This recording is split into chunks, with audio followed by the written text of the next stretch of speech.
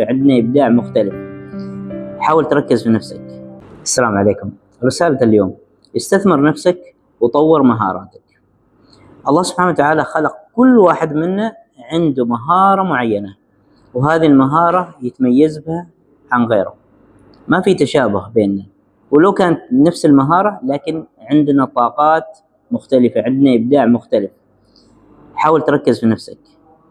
ابدأ من حيث أنت، مثل ما يقول ابدأ من الصفر. ابدأ من الصفر بالإمكانيات البسيطة فعلا اللي عندك، ما تنتظر المادة توصل لك وغيره، وتوكل على الله. بعد فترة بتشوف وتحمد ربك إنك بديت يعني.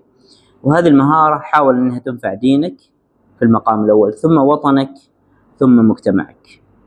بعدها ركز على إنه هذه المهارة تكون ذات عائد مادي لك تستفيد منها. لذلك خلك مؤمن بنفسك، واستغل مواهبك، وتوكل على الله.